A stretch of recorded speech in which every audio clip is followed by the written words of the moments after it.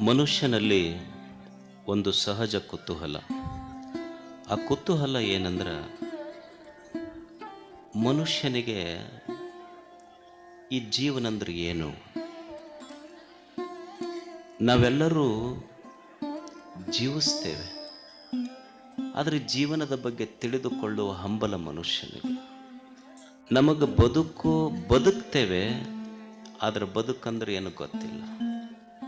ಜೀವಿಸ್ತೇವೆ, ಜೀವನ ಅಂದ್ರೆ ಏನು ಗೊತ್ತಿಲ್ಲ. ಒಬ್ಬ ಪಾಶ್ಚಿಮಾತ್ಯ ಚಿಂತಕ ವಿಲಿಯಂ ಜೇಮ್ಸ್ ಅವನ ಹೆಸರು. ಅವ ಹೇಳ್ತಾನೆ, ಜೀವನ ಅಂದ್ರೆ ಏನಲ್ಲ, life is A stream of consciousness. ಜೀವನ ಅಂದ್ರೆ ಇದೊಂದು ಅನುಭವಗಳ ಪ್ರವಾಹ. ಜೀವನ ಅಂದ್ರೆ ಇದು ಅನುಭವಗಳ ಪ್ರವಾಹ. ಏನು ಅನುಭವ ಆಗ್ತದೆ ಜೀವನದಲ್ಲಿ? ಜೀವನ ಇರುವುದು ಇಷ್ಟೇ, ಒಮ್ಮೆ ಸುಖದ ಅನುಭವ, ಒಮ್ಮೆ ದುಃಖದ ಅನುಭವ. ಈ ಎರಡು ಅನುಭವಗಳ ಮಧ್ಯೆ ಜೀವನ ಸಾಗ್ತೈತಿ. ಅನುಕೂಲ ವೇದನೀಯಂ ಸುಖಂ, ಪ್ರತಿಕೂಲ ವೇದನೀಯಂ ದುಃಖಂ. ಯಾವಾಗ ಸುಖದ ಅನುಭವ ಆಗ್ತೈತಿ ಅಂದ್ರೆ, ಪರಿಸ್ಥಿತಿ ಮನಸ್ಥಿತಿ ನನ್ನ ಇಚ್ಛೆಯಂತೆ ನಡೀತು ಅಂದ್ರೆ ಅದು ಸುಖದ ಅನುಭವ ಆಗ್ತೈತಿ. ಮನಸ್ಥಿತಿ ಮತ್ತು ಪರಿಸ್ಥಿತಿ ನನ್ನ ವಿರುದ್ಧವಾಗಿತ್ತು ಅಂದ್ರೆ ದುಃಖದ ಅನುಭವ ಆಗ್ತೈತಿ ಅಷ್ಟೆ. ಜೀವನ ಇದೊಂದು ಜೋಕಾಲಿ. ಒಮ್ಮೆ ಸುಖದ ಅನುಭವದ ಕಡೆ, ಇನ್ನೊಮ್ಮೆ ದುಃಖದ ಅನುಭವದ ಕಡೆ ತೂಗುತ್ತಿರ್ತೈತಿ. ನಿಮ್ಮೂರಾಗ ಜೋಕಾಲಿ ಆಡಿರಿಲ್ಲ ನೀವು?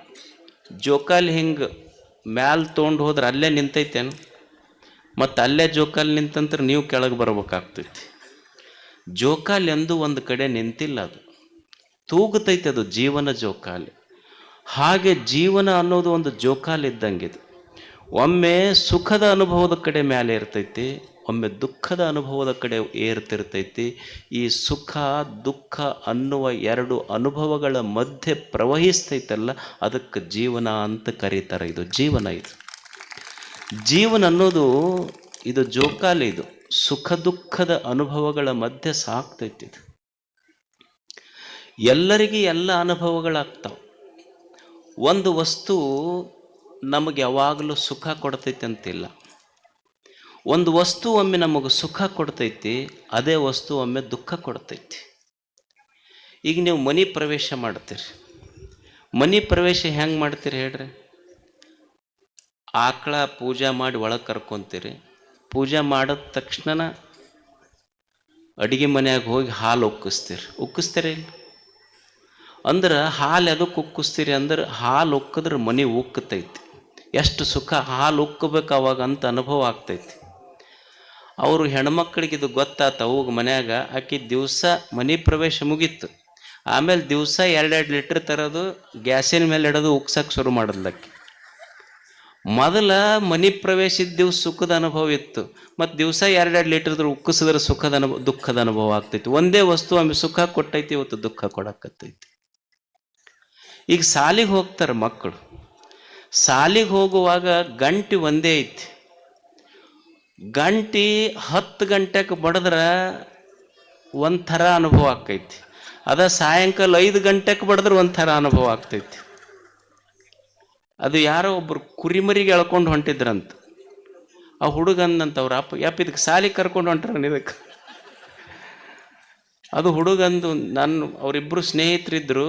ಹೇಳ್ತಿದ್ದು, ನನಗೆ ಕರಿಬೇಕಂದ್ರೆ ಬಸ್ ಬಂದು ಕರ್ಕೊಂಡು ಹೋಗ್ತೈತಿ. ಅವ ನನಗೆ ಕರೆಕ್ಟ್ ಹೆಡ್ ಮಾಸ್ತರ ಬರ್ತಾನಂತಂದು. ಅಂದ್ರೆ ಒಮ್ಮೆ ಅದೇ ಗಂಟೆ ಶುರುವಾಗುವಾಗ ಬಡಿದ್ರೆ ಘನ ಕಷ್ಟ ಅನ್ಸೈತಿ. ಒದ್ದಾಡ್ಕೊಂತ ಹೋಗಿವಿ. ಅದ ಗಂಟೆ ಸಾಯಂಕಾಲ 5ಕ್ಕೆ ಬಡ್ದಾಗ ಓಡ್ಕೊಂತ ಬಂದೀವಿ. ಗಂಟೆ ಬಾರಿಸಿದ್ದೊಂದೇ, ಒಮ್ಮೆ ಸುಖದ ಅನುಭವ, ಒಮ್ಮೆ ದುಃಖದ ಅನುಭವ ಅಷ್ಟೆ. ಒಂದೇ ವಸ್ತು ಜೀವನದಲ್ಲಿ ಒಮ್ಮೆ ಸುಖ ಕೊಡ್ತೈತಿ, ಒಮ್ಮೆ ದುಃಖ ಕೊಡ್ತೈತಿ.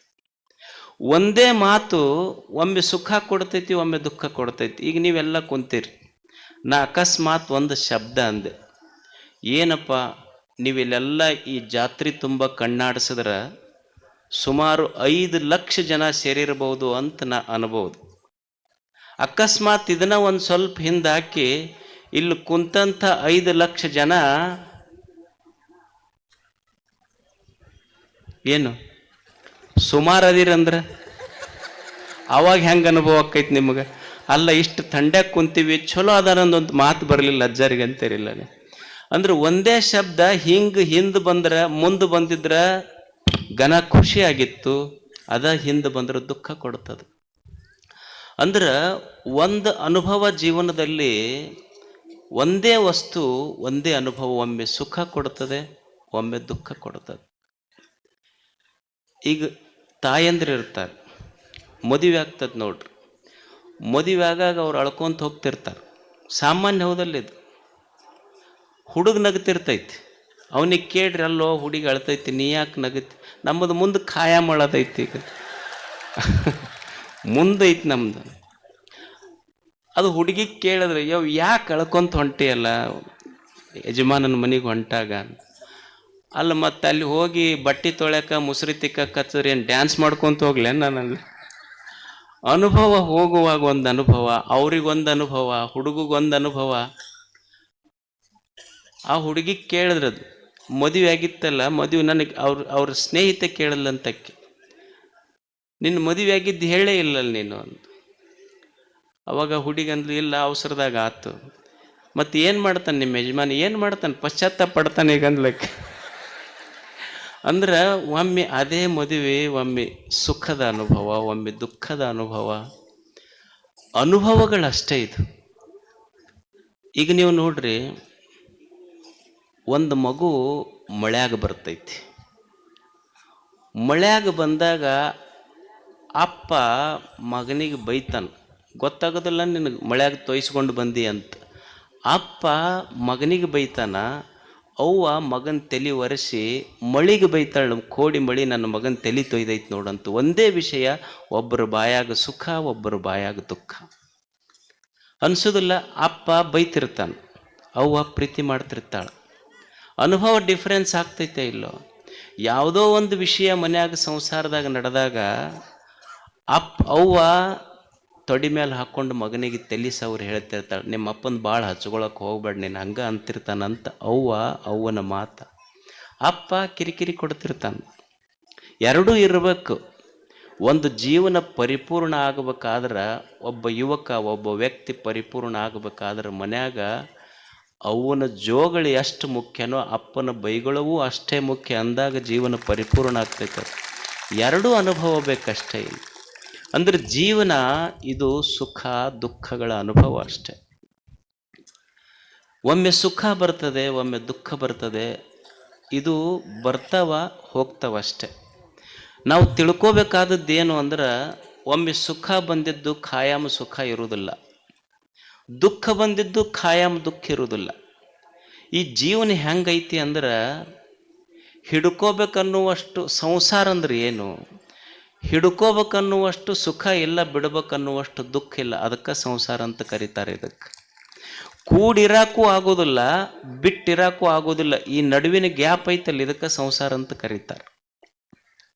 ಸಂಸಾರದೊಳಗೆ ಒಮ್ಮೆ ಸುಖ, ಒಮ್ಮೆ ದುಃಖ, ಇವೆರಡು. ಒಮ್ಮೆ ಸುಖ ಬರ್ತೈತಿ, ಸುಖ ಬಂದಿದ್ದು ಖಾಯಂ ಇರೋದಿಲ್ಲ, ಅದು ಹೋಗ್ತೈತಿ. ಒಮ್ಮೆ ದುಃಖ ಬರ್ತೈತಿ, ದುಃಖ ಬಂದಿದ್ದು ಖಾಯಂ ಇರೋದಿಲ್ಲ, ಅದು ಹೋಗ್ತೈತಿ.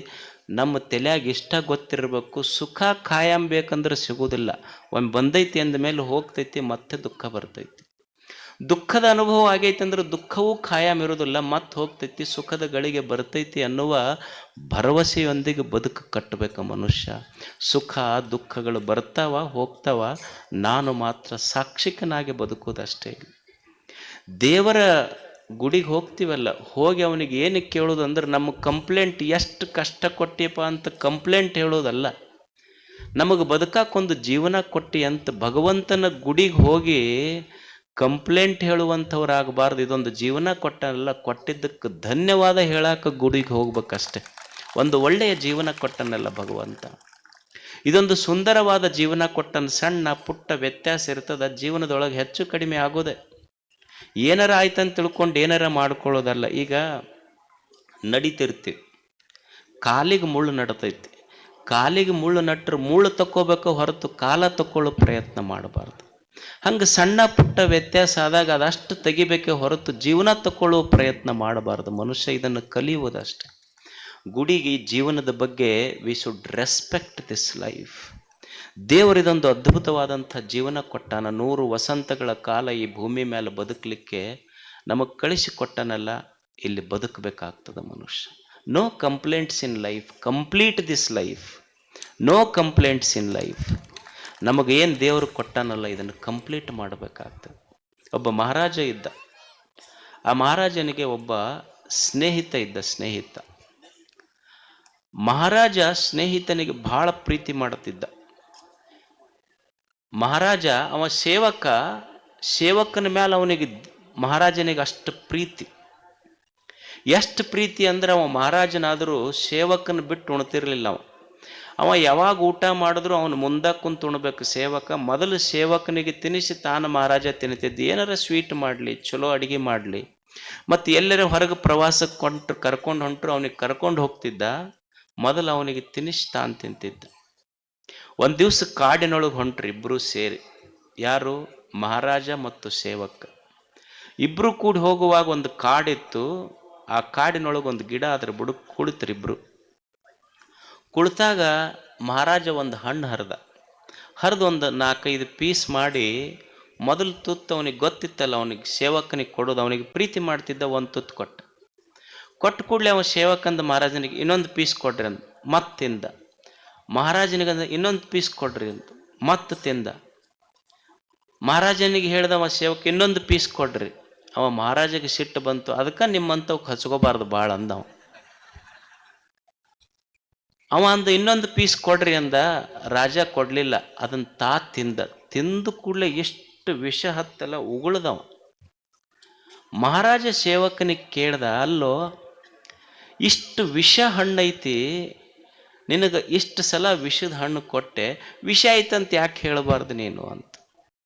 ಅವಾಗ ಸೇವಕ ಕೇಳ್ದ, ಯಪ್ಪ ಇಷ್ಟು ದಿವಸ ಈ ಕೈಯಿಂದ ಸಿಹಿ ಉಂಡೈತಲ್ಲ, ಒಂದು ಸಲ ಕಹಿ ಬಂದಿದ್ದಕ್ಕೆ ಈ ಸಿಹಿ ಉಣಿಸಿದ ಕೈ ನನಗೆ ವಿಷ ಉಣಿಸೈತಂತ ಕಂಪ್ಲೇಂಟ್ ಮಾಡಲೇನು ನಾನು? ಇಷ್ಟು ದಿವಸ ಸಿಹಿ ಉಣಿಸೈತಲ್ಲ ಈ ಕೈ, ಕಂಪ್ಲೇಂಟ್ ಮಾಡೋದಿಲ್ಲ ಅಂತ. ಕಂಪ್ಲೀಟ್ ಮಾಡೋದಷ್ಟೇ ಜೀವನ. ಮನಸ್ವಿ ಕಾರ್ಯಾರ್ಥಿ ನ ಗಣಯತಿ ಚ ದುಃಖಂ ನ ಸುಖಂ. ಒಬ್ಬ ಸಾಹಸಿ ಮನುಷ್ಯ ಹೆಂಗೆ ಬದುಕ್ತಾನ ಅಂದ್ರೆ, ಅವ ಸಂಕಲ್ಪ ಪುರುಷನಾಗಿ ಬದುಕ್ತಾನೆ. ಅವನಿಗೆ ಒಮ್ಮೆ ನೆಲದ ಮೇಲೆ ಮಕ್ಕೊಳ್ಳುವ ಪ್ರಸಂಗ ಬರ್ಬೋದು, ಒಮ್ಮೆ ಡೆನ್ವಲಪ್ ಬೆಡ್ ಮೇಲೆ ಮಕ್ಕಳು ಪ್ರಸಂಗ ಬರ್ಬೋದು. ಅವ ನೆಲ ಹಾಸಿಗೆ ಮುಖ್ಯ ಅಲ್ಲ, ನಿದ್ರೆ ಮುಖ್ಯ ಅವನಿಗೆ ಅಷ್ಟೇ. ನಿದ್ರೆ ಬಹಳ ಮುಖ್ಯ ಬದುಕಿಗೆ. ಒಮ್ಮೆ ಚಲೋ ಊಟ ಸಿಗಬಹುದು, ಒಮ್ಮೆ ಭಿಕ್ಷಾನ್ನ ಸಿಗಬಹುದು. ಊಟ ಚಲೋದೋ ಭಿಕ್ಷಾ ಮುಖ್ಯ ಅಲ್ಲ, ಹಸಿವು ಮುಖ್ಯ ಜೀವನದಲ್ಲಿ ಅವನಿಗೆ ಅಷ್ಟೆ. ಒಮ್ಮೆ ಚಲೋ ಉಡುಗೆ ಉಡಬಹುದು, ಒಮ್ಮೆ ಹರಕ್ಕೆ ಬಟ್ಟೆ ಬರಬಹುದು. ಜೀವನದೊಳಗೆ ಉಡುವ ಬಟ್ಟೆಗಿಂತ ನಡೆವ ಬಟ್ಟೆ ಬಹಳ ಮುಖ್ಯ ಅನ್ನೋದು ಮನುಷ್ಯ ಅರ್ಥ ಮಾಡ್ಕೋಬೇಕಷ್ಟೆ. ಮನಸ್ವಿ ಕಾರ್ಯಾರ್ಥಿ ನ ಗಣಯತಿ ಚ ದುಃಖಂ ನ ಸುಖಂ. ಒಬ್ಬ ಸಂಕಲ್ಪ ಸಿದ್ಧಿ ಪುರುಷ ಹೆಂಗೆ ಬದುಕ್ತಾನಂದ್ರೆ, ಒಮ್ಮೆ ಸುಖ ಬರ್ತೈತಿ, ಒಮ್ಮೆ ದುಃಖ ಬರ್ತೈತಿ. ಭಗವಂತನೇ ಸುಖವೂ ಖಾಯಮಲ್ಲ ಈ ಜೀವನದಲ್ಲಿ, ದುಃಖವೂ ಖಾಯಮಲ್ಲ. ಇದು ಬರ್ತೈತಿ ಹೋಗ್ತೈತಿ ಅಷ್ಟೆ. ಈ ಒಮ್ಮೆ ಇದು ಜೀವನದ ಮೇಲೆ ಒಮ್ಮೆ ಸನ್ಮಾನಗಳು ಬರ್ತಾವೆ, ಒಮ್ಮೆ ಅಪಮಾನಗಳು ಬರ್ತಾವೆ, ಒಮ್ಮೆ ಕಷ್ಟಗಳು ಬರ್ತಾವೆ, ಒಮ್ಮೆ ಸಂತೋಷದ ಕ್ಷಣ ಬರ್ತೈತಿ. ಬರುವುದಿಲ್ಲೇನೋ ಕಷ್ಟದ ಕ್ಷಣ ಬಂದಿಲ್ಲೇನೋ ಜೀವನದೊಳಗೆ? ಎಷ್ಟು ಮಂದಿಗೆ ಬಂದಿಲ್ಲ ಹೇಳಿ? ಎಲ್ಲರ ಜೀವನದಲ್ಲಿ ಕಷ್ಟಗಳು ಬರ್ತಾವೆ. ನಾವು ದೇವರ ಗುಡಿಗೆ ಹೋಗಿ ಬೇಡ್ತೀವಿ ಭಗವಂತನೇ ನನ್ನ ಕಷ್ಟಗಳನ್ನು ಪಾರು ಮಾಡಪ್ಪ ಅಂತ. ಗುಡಿಯಾಗ ಇವ ಹೋಗಿ ದೇವರ ಗರ್ಭಗುಡಿ ಮುಂದೆ ನಿಂತು ದೇವರಿಗೆ ಬೇಡ್ಕೊಂಡ, ಭಗವಂತನೇ ನನ್ನ ಕಷ್ಟಗಳನ್ನು ಪಾರು ಮಾಡಪ್ಪ, ಕಷ್ಟಗಳಿಂದ ಪಾರು ಮಾಡು ಅಂತ ಇವ ಬೇಡ್ಕೊಂಡ. ಗುಡ್ಯಾಗ ಗರ್ಭಗುಡ್ಯಾಗ ಕುಂತು ಮೂರ್ತಿ ಅವನಿಗೆ ಹೇಳ್ತಿತ್ತು, ನಾನಾ ಉಳಿ ಏಟು ತಿಂದಿದ್ದಿಲ್ಲ ಅಂದ್ರೆ ಇವತ್ತು ನೀ ಬಂದು ನನ್ನ ಗುಡಿ ಮುಂದೆ ಕೈ ಮುಗಿತಿರ್ಲಿಲ್ಲ, ಕಷ್ಟಪಟ್ಟಿದ್ದಕ್ಕ ನಾ ದೇವರಾಗಿನಿ ಅಂತ ಗುಡ್ಯಾಗಿನ ಕಲ್ಲು ದೇವರು ಹೇಳ್ತಿತ್ತು. ಮನುಷ್ಯ ದೇವರಾಗಬೇಕಾದ್ರೆ ಕಷ್ಟಪಡಬೇಕಾಗ್ತದೆ. ನಾವು ಕಷ್ಟ ಬಂದವಂತ ತಿಳ್ಕೊಂಡು ದೇವ್ರ ಹತ್ರ ಹೋದ್ರೆ ಅವ ಏನಂತಾನ, ನಿನಗೆ ಹೊಸ ಶೈನಿಂಗ್ ಬರ್ಬೇಕು, ನಿನ್ನ ಜೀವನ ಹೆಂಗೆ ಬಂಗಾರ ಬೆಂಕಿಯಾಗಿಟ್ಟಾಗಿದು ಖರೆ ಬಂಗಾರ ಅಂತ ಗೊತ್ತಾಗ್ತೈತಿ. ನಿನ್ನ ಕಷ್ಟ ಎದಕ್ಕೆ ಕೊಟ್ಟೀನಿ ಅಂದ್ರೆ ನಿನ್ನ ಕೆಪಾಸಿಟಿ ಗೊತ್ತಾಗಲಿ ಅಂತ ಕಷ್ಟ ಕೊಟ್ಟೀನಿ ಅಂತ ದೇವ್ರು ಹೇಳ್ತಾನೆ. ಅದು ಅಷ್ಟು ಒಂದು ಕಷ್ಟ ಬಂದೈತಿ ಅಂದ್ರೆ ನಮಗದೊಂದು ಟೆಸ್ಟಿಂಗ್ ಕೆಪಾಸಿಟಿ ಅಷ್ಟೇ. ನಾವೇನರ ಸ್ವಲ್ಪ ಹೆಚ್ಚು ಕಡಿಮೆ ಆದ ಕೂಡಲೇ ದೇವ್ರ ಹತ್ರ ಹೋಗ್ತೀವಿ ನಾವು. ಒಬ್ಬ ಈ ಕಂಪನಿ ಇರ್ತಾವಲ್ಲ ಊರಾಗ, ಅವ ಬರೇ ಚುಟ್ಟ ಸೇದೋದು, ರೊಕ್ಕ ಕೊಟ್ಟಲ್ಲ, ಮಂದಿ ಸೇದಿ ಒಗೆದಿದ್ದು, ಅವು ಯಾವೂ ಸಿಗಲಿಲ್ಲ. ಒಂದು ದಿವಸ ಅಲ್ಲೇ ಅವ ಏನು ಮಾಡ್ತಾನೆ, ಏನು ಕೆಲಸ ಇರಲಿಲ್ಲ, ಬೊಗಸಿರಲಿಲ್ಲ, ಬಸ್ ಸ್ಟ್ಯಾಂಡಿಗೆ ಕುಂದಿರ್ತಿದ್ದ. ಊರ ಮುಂದೆ ಮಾರುತಿ ಗುಡಿ ಇತ್ತು, ಎಲ್ಲರೂ ಹೋಗ್ತಿದ್ರು ಅಲ್ಲಿಗೆ. ಇವ ಏನಂದು ಏನು ಹೋಗ್ತಾವೆ ಇವು ಗುಡಿಗೆ, ಎಷ್ಟು ಜನ ಹೋಗ್ತಾವೆ, ಏನು ಕೊಟ್ಟ ನೀವು ಅಂತ ಕುಂದಿರ್ತಿದ್ದ. ಒಂದು ದಿವಸ ಯಾರೂ ರೊಕ್ಕ ಕೊಡಲಿಲ್ಲ, ಕೈಯಾಗ ಪಾಕೆಟ್ನಾಗೂ ರೊಕ್ಕ ಇರಲಿಲ್ಲ. ದೇವ್ರಿಗಂದ, ನೋಡಪ್ಪ ಇಷ್ಟು ಮಂದಿ ನಡ್ಕೊತಾರೆ, ಭಾಳ ಮಂದಿ ನನ್ನ ಗುಡಿಗೆ ಬರ್ತಾರೆ, ನೀ ಖರೆ ಸತ್ತುಳ್ಳವಾದ್ರೆ ಒಂದು 100 ರೂಪಾಯಿ ಸಿಗ್ಬೇಕು ನೋಡಿ ನನಗೆ ಇವತ್ತು. ಬಂದು ಹೋಗಿ ನಮಸ್ಕಾರ ಮಾಡ್ದ. ನಮಸ್ಕಾರ ಮಾಡಿ ದೇವ್ರಿಗೆ ಹೇಳ್ದೆ, ಈಗ ನೋಡು ನೀ ಖರೆ ಸತ್ತುಳ್ಳವಾದ್ರೆ 100 ರೂಪಾಯಿ ಸಿಗ್ಬೇಕು ನಮಗೆ ಇವತ್ತು. ಮತ್ತು ನಾವೇನು ಉದ್ರಿ ಭಕ್ತರಲ್ಲ, ನೀನು 100 ರೂಪಾಯಿ ಕೊಟ್ಟಂದ್ರೆ ಮತ್ತೆ ನಿನಗೆ 50 ರೂಪಾಯಿ ಮುಟ್ಟಿಸಿ ಹೋಗ್ತೀವಿ ನೀನು ಹುಂಡಿ ಪೆಟ್ಟಿಗೆಗೆ ಅಂದವ. ಅಂದು ಹಿಂಗೆ ಬರಕತ್ತಿದ್ದ, ನೋಡ್ತಾನ ಒಂದು ನೋಟ ಬಿದ್ದಿತ್ತು ಎದುರಿಗೆ. ತಗೊಂಡ ನೋಡ್ತಾನ 50 ರೂಪಾಯಿ ನೋಟ. ಅದಕ್ಕೆ ಬರ್ತಾರಪ್ಪ ನಿನ್ನ ಗುಡಿಗೆ ಜನ, 50 ರೂಪಾಯಿ ಕೊಟ್ಟು ಖರೆ ನಾ ಕೇಳಿದ್ದು 100 ರೂಪಾಯಿ ನಿಂದ 50 ರೂಪಾಯಿ ಮುರ್ಕೊಂಡ ಕೊಟ್ಟಿನಿ ಅಂದವ ದೇವ್ರಿಗೆ.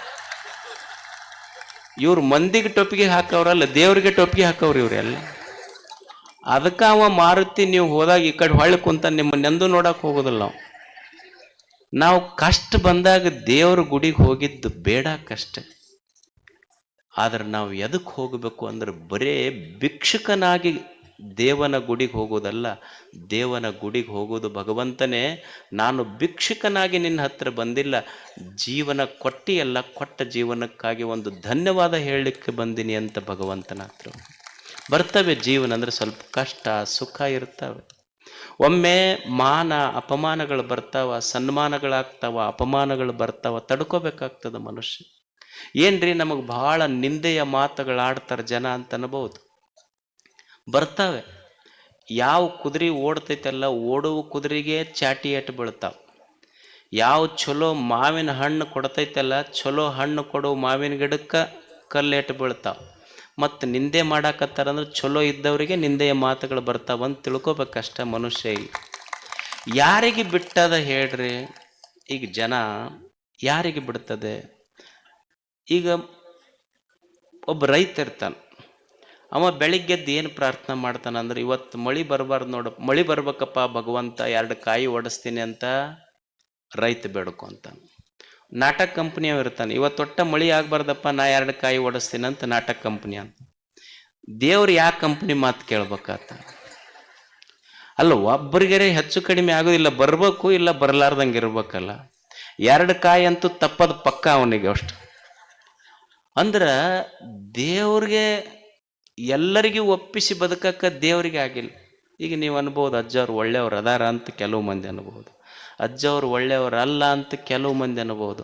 ಸಮಾಧಾನ ಹೆಂಗಂದ್ರೆ, ದೇವರಿಗೆ ಎಲ್ಲರಿಗೂ ಒಪ್ಪಿಸಿ ಬದುಕಕ್ಕಾಗಿಲ್ಲ ಅಂದ್ರೆ ನಮ್ಮಂಥವ್ರಿಂದ ಏನು ಎಲ್ಲರಿಗೂ ಒಪ್ಪಿಸಿ ಬದುಕಲಿಕ್ಕೆ ಆಗ್ತೈತಿ ಅನ್ನೋ ಸತ್ಯ ತಿಳ್ಕೊಂಡು ಬದುಕುವುದಷ್ಟೇ. ಮನುಷ್ಯ ಈ ಸತ್ಯವನ್ನು ಅರ್ಥ ಮಾಡಿಕೊಂಡು ಬದುಕುವುದಷ್ಟೇ. ಮನಸ್ವಿ ಕಾರ್ಯಾರ್ಥಿ ನ ಗಣಯತಿ ಚ ದುಃಖಂ ನ ಚ ಸುಖಂ. ಒಮ್ಮೆ ಜೀವನ ಸುಖ ದುಃಖ ಸೋಲು ಗೆಲುವು ಮಾನ ಅಪಮಾನ ಈ ಜೀವನದಲ್ಲಿ ಬರುವುದೇ, ಇದನ್ನು ಸ್ವೀಕರಿಸುವುದನ್ನು ಕಲಿಬೇಕಷ್ಟೆ. ಒಬ್ಬ ಎರಿಕ್ ವಯನ್ ಮೆಹರ್ ಅಂತಿದ್ದ, ಎರಿಕ್ ವಯನ್ ಮೆಹರ್. ಅವ ಸಣ್ಣ ಹುಡುಗಿದ್ದಾಗ ರೆಟಿನೋಸಿಸಿಸ್ ಅಂತ ಬಂತು, ಕಣ್ಣು ಹೋದ ಹುಡುಗ ಭಾಳ ದುಃಖಿತನಾದ. ಅವರಪ್ಪ ಹುಡುಗಳದು ನೋಡಿ ಮಗ ಅಪ್ಪ ಅಂತಾನ, ನೋಡು ನಿಸರ್ಗ ನಿನ್ನ ಕಣ್ಣು ಕಸ್ಕೊಂಡಿರ್ಬೋದು, ಆದ್ರೆ ನಡೆಯುವ ಕಾಲು ಕಸ್ಕೊಂಡಿಲ್ಲ. ಮಗನಿಗೆ ಬೆಟ್ಟ ಹತ್ತುವುದಕ್ಕೆ ಕಲಿಸಿದ. ಎರಿಕ್ ವಯನ್ ಮೆಹರ್ ಅವನ ಹೆಸರು. ಕಣ್ಣು ಹೋಗಿತ್ತು ಹುಡುಗ, ಕಣ್ಣಿಲ್ಲಾರ್ದ ಹುಡುಗ ಬೆಟ್ಟ ಹತ್ತುವುದನ್ನು ಕಲಿತು, ಬಿತ್ತು, ಏಳ್ತು, ರಕ್ತ ಮೈ ಕಾಲು ಮುರಿತು. ನಿಮಗೆ ಆಶ್ಚರ್ಯ ಅನ್ನಿಸ್ಬೋದು. ಕಣ್ಣಿಲ್ಲಾರ್ದ ಹುಡುಗ ಸಂಕಲ್ಪ ಮಾಡಿತು, ನಾನು ಮೌಂಟ್ ಎವರೆಸ್ಟ್ ಹತ್ತಬೇಕಂತ. ಇಡೀ ವಿಶ್ವದಲ್ಲಿಯ ಕಣ್ಣಿಲ್ಲದ ವ್ಯಕ್ತಿ ಮೌಂಟ್ ಎವರೆಸ್ಟ್ ಹತ್ತಿದ್ದು ಎರಿಕ್ ವಯನ್ ಮೆಹರ್. ಅವ ನೋ ಬ್ಯಾರಿಯರ್ಸ್ ಅಂತ ಒಂದು ಸಂಸ್ಥೆ ಕಟ್ಟಿದ. ಅಂದ್ರೆ ಜೀವನದಲ್ಲಿ ಪ್ರಯತ್ನ ಇದ್ರ ವಿಘ್ನಗಳೇ ಇಲ್ಲ ಅಂತ. ಅವನ ಹೆಸರ ಮೇಲೆ ಒಂದು ಸಿನಿಮಾ ಆಯಿತು, ಲೈಫ್ ಈಸ್ ಕ್ಲೈಂಬಿಂಗ್ ಅಂತ. ನಾನಲ್ಲ, life is climbing. What a beautiful quotation. ಜೀವನ ಹತ್ತಾ ಇದೆ ಅಂತ. ಹೆಂಗೆ ಬದುಕೋದು? ನಮಗೆ ಚಲೋ ಎಲ್ಲ ಕಾಲು ಕೊಟ್ಟನ, ಇಲ್ಲಿ ಗುಡ್ಡ ಹತ್ತಬೇಕಾದ್ರೆ ಅವ್ವ ನಮ್ಮ ಮಂಡಿ ನೋವು ಆಗ್ಯಾವ ಅಂತ. ಕಣ್ಣಿಲ್ಲಾರ್ದ ವ್ಯಕ್ತಿ ಮೌಂಟ್ ಎವರೆಸ್ಟ್ ಹತ್ತದ. ಬರೇ ಒಂದಲ್ಲ, ಜಗತ್ತಿನ 7 ಎತ್ತರದ ಪರ್ವತಗಳನ್ನು ಹತ್ತಿದ ಕಣ್ಣಿಲ್ಲದ ವ್ಯಕ್ತಿ, ಏಕೈಕ ವ್ಯಕ್ತಿ ಜಗತ್ತಿನ ಪರ್ವತಗಳನ್ನು ಹತ್ತಿದವ ಎರಿಕ್ ವಯನ್ ಮೆಹರ್. ಪಶ್ಚಿಮ ಬಂಗಾಳದಲ್ಲಿ ಒಬ್ಬ ಹೆಣ್ಮಗಳಿದ್ಳು, ಸುಭಾಷಿಣಿ ಮೇಸ್ತ್ರಿ ಅಂತ. 12 ವರ್ಷಕ್ಕೆ ಮದುವೆ ಆಗಿತ್ತು. 24 ವರ್ಷ ಅನ್ನೋದ್ರಾಗ 6 ಮಕ್ಕಳು. 24 ವರ್ಷಕ್ಕೆ ಗಂಡ ತೀರ್ಕೊಂಡ. ಕಾಯಿಪಲ್ಯ ಮಾರ್ತಿದ್ಲು. ಗಂಡಗ ಕಲ್ಕತ್ತಕ್ಕೆ ಆಸ್ಪತ್ರೆ ಕರ್ಕೊಂಡು ಹೋಗೋದ್ರಾಗ ದಾರ್ಯಾಗ ತೀರ್ಕೊಂಡ. ಸಾಲಿ ಓದ್ಲಾರ್ದ ಹೆಣ್ಮಗಳು, ಹಳ್ಳಿ ಹೆಣ್ಮಗಳು, ನನ್ನ ಹಳ್ಳಿಯೊಳಗೆ ನನ್ನ ಯಜಮಾನಗ ಚಲೋ ದವಾಖಾನಿಗೆ ಸಿಗಲಿಲ್ಲಲ್ಲ, ಈ ಊರಾಗ ಯಾವ ತಾಯಿಗೂ ಈ ಪರಿಸ್ಥಿತಿ ಬರಬಾರ್ದು, ಇದು ಸಂಕಲ್ಪ ಮಾಡಿದ್ಲಕ್ಕೆ. ಈ ಊರಾಗ ಒಂದು ಆಸ್ಪತ್ರೆ ಕಟ್ಟಬೇಕಂತ. ಯಾರು? ಕಾಯಿಪಲ್ಯ ಮಾರು ಹೆಣ್ಮಗಳು. ನಿಮಗೆ ಆಶ್ಚರ್ಯ ಅನ್ನಿಸ್ಬೋದು. ಗಂಡನ ಕಳ್ಕೊಂಡಾಳ, ಮಕ್ಕಳು 6 ಮಕ್ಕಳು, ಮನಿ ಇಲ್ಲ, ಹೊಲ ಇಲ್ಲ. ತಾನು ಬೀದಿಯ ಮ್ಯಾಲ ಕಾಯಿಪಲ್ಯ ಮಾರ್ಕೊಂತ ತಾನು ಹುಟ್ಟಿದ ತನ್ನ ಗಂಡು ಊರಾಗ ಒಂದು ಜಾಗ ಖರೀದಿ ಮಾಡಿ, ಮಗನ MBBS ಮಾಡಿಸಿ, ಡಾಕ್ಟರ್ ಮಾಡಿ, ಊರಾಗ ಒಂದು ಆಸ್ಪತ್ರೆ ಕಟ್ಟಿ, ಆ ಆಸ್ಪತ್ರೆಗೆ ತನ್ನ ಮಗನ ಡಾಕ್ಟರ್ ಮಾಡಿದ್ಲು. ಆಕೆಗೆ ಪದ್ಮಶ್ರೀ ಪ್ರಶಸ್ತಿ ಕೊಟ್ಟದ್ದು ಸರ್ಕಾರ. ಸಂಕಲ್ಪದಿಂದ ಬಡವಾಗಬಾರ್ದು ಮನುಷ್ಯ. ಎಂತಿಂಥವ್ರು ಹೆಂಗೆ ಜೀವನ ಕಟ್ಟ್ಯಾರ. ಮನಸ್ವಿ ಕಾರ್ಯಾರ್ಥಿ ನ ಗಣಯತಿ ಚ ದುಃಖಂ ನ ಚ ಸುಖಂ. ಒಮ್ಮೆ ಸುಖ ದುಃಖ, ಒಮ್ಮೆ ಕಷ್ಟ ಸುಖ, ಮಾನ ಅಪಮಾನ ಇವೆಲ್ಲ ಬರ್ತಿರ್ತಾವ. ಅದ್ರ ಕಡೆ ಭಾಳ ತಲೆ ಕೊಡ್ಲಾರ್ದಂಗೆ ನಮ್ಮ ಎದ್ಯಾಗ ಸ್ವಚ್ಛ ಸಂಕಲ್ಪ ಇಟ್ಕೊಂಡು ಮುಂದೆ ಹೋಗೋದಷ್ಟೆ. ಏನು ಕಲಿಯೋದು ಅಂದ್ರೆ, ಇಲ್ಲಿ ಏನು ಕಲಿಯೋದು ಅಂದ್ರೆ, ಇದ್ದಂಗೆ ಇರ್ಬೇಕು, ಇಲ್ದಂಗೂ ಇರ್ಬೇಕು. ಹೆಂಗ? ಇದ್ದಂಗಿರ್ಬೇಕು, ಇಲ್ದಂಗಿರ್ಬೇಕು, ಮ್ಯಾಲೆ ನಾವು ಕರೆದಾಗ ಎದ್ದು ಹೋಗಂಗಿರ್ಬೇಕು. ಇದು ಜೀವನದ ಸೂತ್ರ ಅಷ್ಟೇ. ಈಗ ನೀವು ಎದ್ದು ಹೋಗಕ್ಕೆ ರೆಡಿ ಆಗಿರಲ್ಲ, ಹಂಗಿರ್ಬೇಕು. ಇದು ಜೀವನದ ಸೂತ್ರ. ಇಂಥ ಒಂದು ಸುಂದರ ಸೂತ್ರ ಕಟ್ಟುವುದಕ್ಕಾಗಿಯೇ ಇದೊಂದು ಗವಿಸಿದ್ದೇಶನ ಜಾತ್ರಾ ಮಹೋತ್ಸವ. ನಾ ಪದೇ ಪದೇ ಏನು ಹೇಳೋದಿಲ್ಲ, ಇದೊಂದು ಜಾತ್ರೆ ಆಗಬೇಕಾದ್ರೆ ಕಾಣದ ಸಾವಿರಾರು ಕೈಗಳು ಕೆಲಸ ಮಾಡ್ಯಾವ. ಅವರು ಇವರು ಅಂತ ನಾ ಹೇಳಾರೆ. ಯಾವ ಕಾಣದ ಕೈಗಳು ಈ ಯಾತ್ರಾ ಮಹೋತ್ಸವವನ್ನು ಯಶಸ್ವಿಗೊಳಿಸಲಿಕ್ಕೆ ಸೇವೆ ಮಾಡ್ಯಾವಲ್ಲ, ಆ ಸೇವೆ ಮಾಡಿದ ಎಲ್ಲ ಕೈಗಳಿಗೂ ಗವಿಸಿದ್ದನ ಆಶೀರ್ವಾದ ಸದಾ ಇರಲಿ. ಇದು ಸದಾ ಜಾತ್ರೆ ಬೆಳೀತಾ ಇರಲಿ.